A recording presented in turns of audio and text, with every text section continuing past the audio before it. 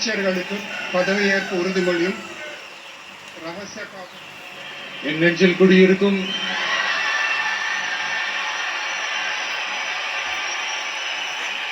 உங்கள் அனைவருக்கும் என்னுடைய வணக்கம் வணக்கம் வணக்கம்.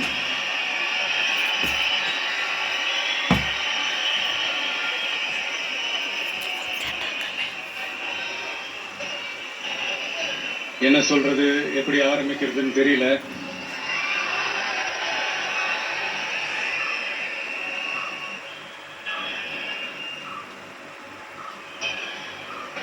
சினிமாவில் எப்படியாவது கஷ்டப்பட்டு வெற்றி அடையும்னு இருந்த ஒரு சாதாரண அசிஸ்டன்ட் டைரக்டருக்கு பிறந்த ஒரு பிள்ளையா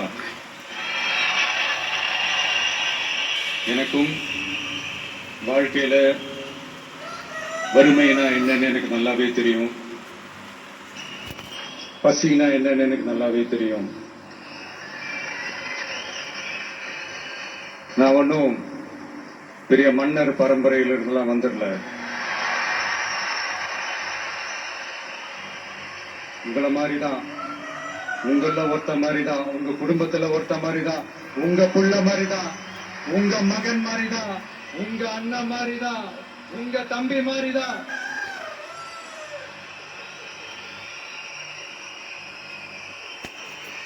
அப்படிதான் நான் உணர்றேன். நீங்களும் என்ன அப்படி நினைச்சதுனாலதான் சினிமாவில் எனக்கு ஒரு மிகப்பெரிய ஒரு இடத்த ஒண்ணு கொடுத்தீங்க. அதையெல்லாம் விட்டுட்டு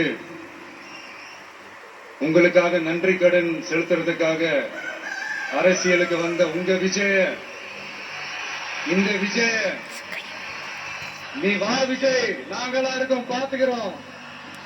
விஜய் தம்பி நீ வா, நாங்க இருக்கோம். விஜய் தம்பி நீ வா, நாங்க இருக்கோம்.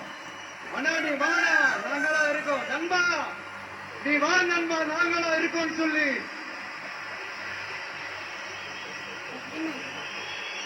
அவ்வளவு அன்பா, அவ்வளவு உறவா என்ன ஏத்துக்கிட்டீங்க. இந்த நேரத்தில் இதை நான் சொல்லணும். இந்த டிராவல்ல, இந்த ப்ராசஸ்ல எனக்கு எவ்வளவோ கஷ்டங்கள், எனக்கு எவ்வளவோ இந்த அவமானப்படுத்தினதெல்லாம் ஒரு பக்கம் இருந்தாலும், எனக்காக கூட நின்ன உங்களுக்கும் அதே மாதிரி கஷ்டங்கள், அதே மாதிரி அவமானங்கள், அதையெல்லாம் நீங்க பெருசா எடுத்துக்காம, அதையெல்லாம் நீங்க பொருட்டாவே எடுத்துக்காம, என்னோட வலிகளை, என்னோட வேதனைகளை உங்களோட நான் நினைச்சு என் கூடவே நின்று இன்னைக்கு சி ஜோசப் விஜய் எனும் நான்